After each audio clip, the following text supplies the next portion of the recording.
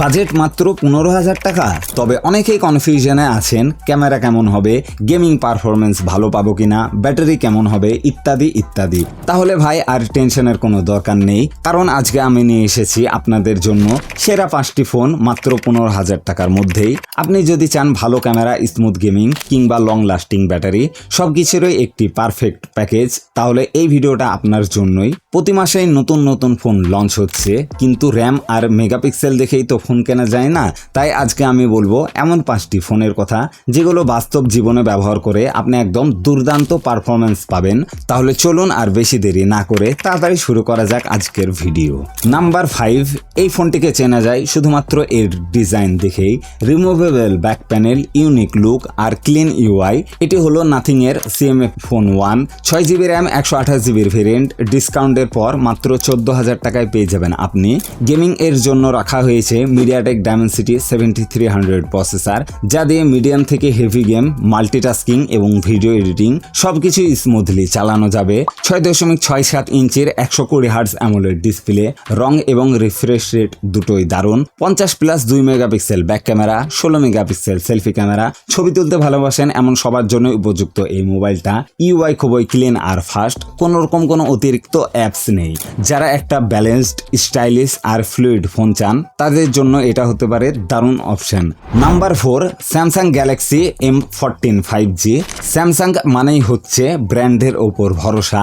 এই বাজেটে যদি ক্যামেরার দিক থেকে সেরা কিছু চান তাহলে এই ফোনটি আপনার জন্য হতে পারে একদম সেরা একটি অপশন।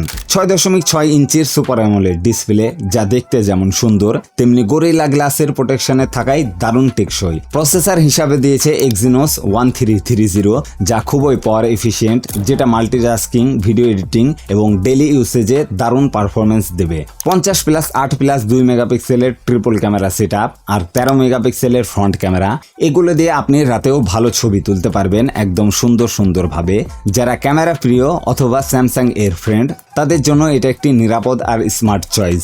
নাম্বার 3, আইকো Z10X বা ভিভো T4X। এই দুটো ফোন একই ফিচার্স আর পারফরমেন্সের জন্য পরিচিত।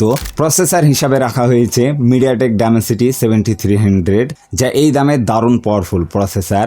120Hz ফুল HD+ LCD ডিসপ্লে, একটি বড় 6500 mAh এর ব্যাটারি আর ফাস্ট চার্জিং এর জন্য 45 ওয়াটের চার্জার। 50 মেগাপিক্সেলের ক্যামেরা আর ক্লিন ইউআই এর সঙ্গে পারফরমেন্সে কোনো কম্প্রোমাইজ নেই। আইকো বা ভিভো আপনি যেটাই বেছে নিন না কেন, দুটো ফোনে আপনাকে দেবে long time satisfaction. Number 2, Realme P3। নতুন লঞ্চ হলেও বাজেট গেমারদের জন্য এটা এক প্রকার ড্রিম ফোন। গেমিং এর জন্য রাখা হয়েছে স্ন্যাপড্রাগন 6 Gen 4 প্রসেসর, যা দিয়ে আপনি আরাম করে BGMI বা PUBG 90 FPS পর্যন্ত খেলতে পারবেন। 120Hz অ্যামোলেড ডিসপ্লে, যার পিক ব্রাইটনেস 2000 নিটস, যেটা আউটডোরে দারুণ ভিজিবিলিটি রাখে। 50 মেগাপিক্সেল ব্যাক ক্যামেরা আর 16 মেগাপিক্সেল ফ্রন্ট ক্যামেরা। পানি এবং ধুলোবালি থেকে রক্ষা পাওয়ার জন্য এখানে দিয়েছে IP69 রেটিং। 6000 mAh ব্যাটারি এবং 45 ওয়াটের চার্জার সহ সব মিলিয়ে একটা অলরাউন্ডার প্যাকেজ। অফার থাকলে 15,000 টাকার মধ্যেই পেয়ে যাবেন ফোনটা। পাওয়ারফুল ও ফিচার্সের কম্বিনেশন হিসাবে এটা এই লিস্টে একটি এক্সট্রা অর্ডিনারি ফোন। এবার আসে আসল খেলোয়াড়ের কথায়। Number 1, Realme Narzo 70 turbo. Realme Narzo 70 turbo এমন একটি ফোন যা গেমার, ফটোগ্রাফার এবং স্টাইল লাভার সবারই মন কাড়বে। ডায়মেনসিটি 7300 এনার্জি প্রসেসর, নামে যেমন এনার্জেটিক তেমনি কাজেও energy efficient. 120Hz AMOLED display, colour experience একদম অসাধারণ। 50 মেগাপিক্সেলের dual camera setup, 5000 mAh battery এবং 45 ওয়াটের চার্জার। ডেইলি ইউজ, গেমিং অথবা ভিডিও দেখা সবকিছুই অসাধারণ। আর এর প্রিমিয়াম ভিগান লেদারের ডিজাইন, গ্রেট ডিউরেবিলিটি, সব মিলিয়ে মনে হবে যেন এটা একটা ফ্ল্যাগশিপ ফোন 14,000 টাকার মধ্যেই। এর থেকেও পাওয়ারফুল সুন্দর প্যাকেজ খুবই কম আছে এখানে। এইবার আপনারাই বলুন আপনাদের পছন্দের ফোন কোনটি, নিচে কমেন্টে জানিয়ে দিন। ভিডিওটা ভালো লেগে থাকলে একটা লাইক করে দেবেন। তো এখানেই শেষ করছি, দেখা হবে পরবর্তী ভিডিওতে। Good bye.